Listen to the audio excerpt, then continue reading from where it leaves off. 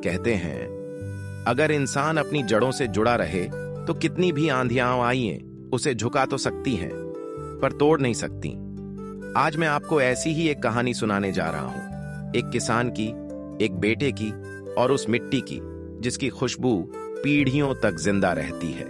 इस कहानी का नाम है मिट्टी की खुशबू। सुबह का समय था। सूरज धीरे धीरे आसमान में चढ़ रहा था। गांव सोनाखेड़ा की कच्ची गलियों में मुर्गों की बांग और बैलों की घंटियां गूंज रही थीं। हवा में मिट्टी की सौंधी खुशबू थी। इसी गांव के किनारे एक नीम के पेड़ के नीचे एक छोटा सा कच्चा घर था। उसी घर में रहता था हरिदास। हरिदास कोई बड़ा आदमी नहीं था, ना उसके पास पैसा था ना ताकत, पर उसके पास था ईमान, मेहनत और मिट्टी से गहरा रिश्ता। 50 साल से ज्यादा उम्र, झुकी हुई कमर, पर आंखों में अब भी सच्चाई चमकती थी। हरिदास रोज सुबह अपने खेतों में जाता, हल उठाता, मिट्टी को छूता और मन ही मन कहता, हे भगवान, बस इतनी ताकत देना कि मेरे घर का चूल्हा जलता रहे। उसकी एक ही इच्छा थी, उसका बेटा मोहन उसकी तरह खेतों में न घिसे। मोहन बचपन से ही तेज दिमाग का था। किताबें उसे पसंद थीं। मास्टर जी कहते, हरिदास, ये लड़का एक दिन नाम रोशन करेगा। हरिदास का सीना गर्व से चौड़ा हो जाता। उसने कर्ज लिया, अपनी जमीन गिरवी रखी और मोहन को शहर पढ़ने भेज दिया। शहर मोहन के लिए नया था। ऊंची इमारतें, तेज रफ्तार जिंदगी और सपनों की चमक। धीरे धीरे मोहन बदलने लगा। अब उसे गांव छोटा लगने लगा और खेत बोझ। यहीं से शुरू होता है एक पिता और बेटे के बीच खामोश दूरी का सफर। शहर की चकाचौंध अक्सर इंसान को अपनी जड़ों से दूर ले जाती है। मोहन के साथ भी कुछ ऐसा ही हुआ। मोहन अब शहर में पूरी तरह ढल चुका था। महंगे कपड़े, नए दोस्त और बड़ी बड़ी बातें। फोन पर जब कभी हरिदास बात करता तो मोहन जल्दी में रहता। हाँ बाबा, सब ठीक है, अभी मीटिंग है, बाद में बात करेंगे। हरिदास फोन रखकर चुपचाप आकाश की ओर देखता। हर शाम हरिदास घर के दरवाजे पर बैठ जाता। उसे लगता शायद आज मोहन का फोन आएगा। सीता पास आकर कहती, बाबूजी, ठंड बढ़ रही है, अंदर चलिए।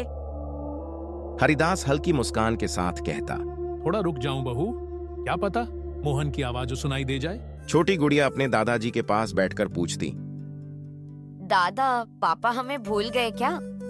हरिदास का दिल किसी ने मरोड़ दिया हो जैसे। वह गुड़िया को गोद में उठाकर कहता, नहीं बेटिया, पापा बहुत काम में हैं, एक दिन सब ठीक हो जाएगा। एक दिन गांव की कच्ची सड़क पर धूल उड़ाती हुई एक कार आकर रुकी। गांव वाले हैरान थे। कार से उतरा मोहन, साथ में 2 शहर के आदमी। हरिदास ने बेटे को देखा तो खुशी और डर एक साथ उमड़ पड़े। घर में सब बैठे थे। मोहन ने बिना भूमिका के कहा, बाबा, मुझे आपसे एक जरूरी बात करनी है। हरिदास ने गंभीर होकर कहा, बोल बेटा। हमें जमीन बेचनी पड़ेगी। घर में सन्नाटा छा गया। सीता का चेहरा सफेद पड़ गया। गुड़िया सहम गई। हरिदास धीरे से उठा, बाहर गया और मुट्ठी में मिट्टी उठाकर बोला, बेटा, ये जमीन तेरे दादा की सांसों से सींची हुई है, इसे कैसे बेच दूं? मोहन झुंझला गया। अब जमाना बदल गया है बाबा, खेती में कुछ नहीं रखा। हरिदास की आवाज कांप रही थी। अगर खेती में कुछ नहीं तो हम जिए कैसे अब तक? मोहन तेज हो गया। आप भावनाओं में जीते हैं बाबा, मैं भविष्य देख रहा हूं। सीता ने पहली बार बोला, मोहन, बाबूजी की बात समझने की कोशिश करो। पर मोहन नहीं रुका। उस रात हरिदास सो नहीं पाया।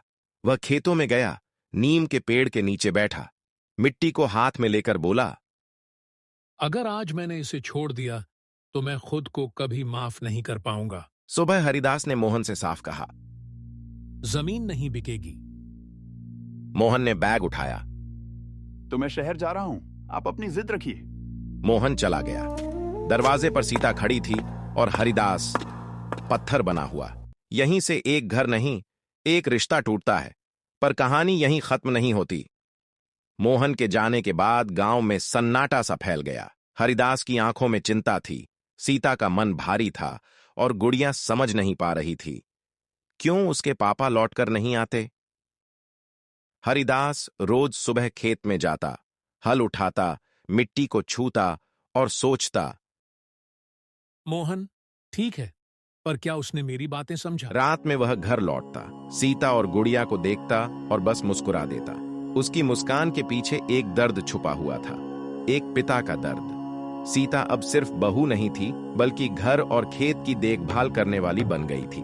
वह खेत में काम करती, बीज बोती, फसल की देखभाल करती और छोटे छोटे मजदूरों को संभालती। गांव वाले कहते, सीता ने तो अब हरिदास की जगह ले ली।